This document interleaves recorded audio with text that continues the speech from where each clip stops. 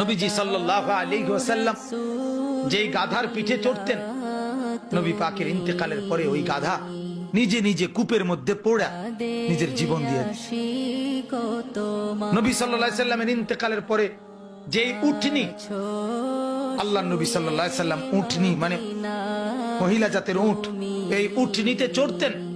সেই উটনি জান্নাতুল বাকি কবরস্থানের পাশে গিয়ে এমন ভাবে বসছে, একটানা 2 সপ্তাহ কোনো খাদ্য খাবার না খেয়ে, এক ঢোক পানিও না খেয়ে নিজের জীবন নিজে দিয়ে দিছে, মরে গেছে রাসূলের বিরহে। হযরতে আব্দুল্লাহ ইবনে যায়েদ ইবনে আব্দে রব্বিহি নবীজির একজন সাহাবী। সর্বপ্রথম আজানের যে বাক্যগুলো যিনি স্বপ্নে দেখছে, এই সাহাবী আব্দুল্লাহ ইবনে যায়েদ ইবনে আব্দে রব্বিহি, এই উনি বাগানের মধ্যে কাজ করতেছিলেন, খেজুর বা আঙ্গুরের বাগানে। এই অবস্থায় ওনার কানে আওয়াজ পড়ছে সরদারি দো আলম নবীজি ইন্তেকাল করছে। এই কথাটা ওনার কানে আওয়াজ পড়ছে, শুনছে আর কি, নবীজি কি হয়েছে, ইন্তেকাল।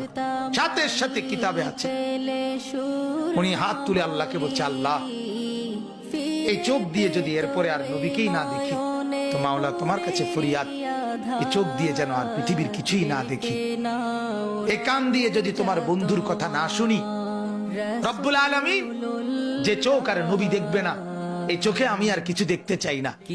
যে কান আল্লাহর নবীর কথা শুনবে না, সেই কান আর কিছুই শুনতে চাই না। আল্লাহর কসম কিতাবে আছে, আমরা নিজে বুখারীর শরহ ব্যাখ্যা গ্রন্থে এটা পড়ছি, পড়াইছিও ছাত্রদের। ওই সাহাবী এরপরে আর মৃত্যু পর্যন্ত কোনদিন আর কিছু চোখেও দেখে নাই, কানেও শুনে নাই।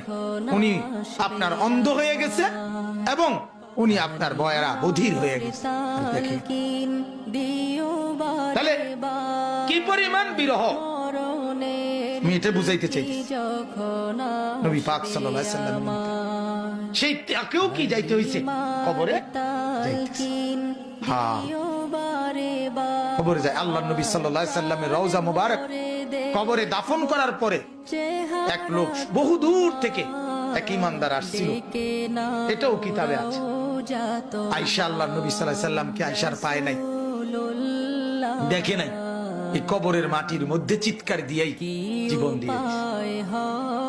এটাও আমরা কিতাবে পড়ছি। জাযবুল কুলুব ইলা দিয়ারিল মাহবুব, এটা আরবি কিতাবে।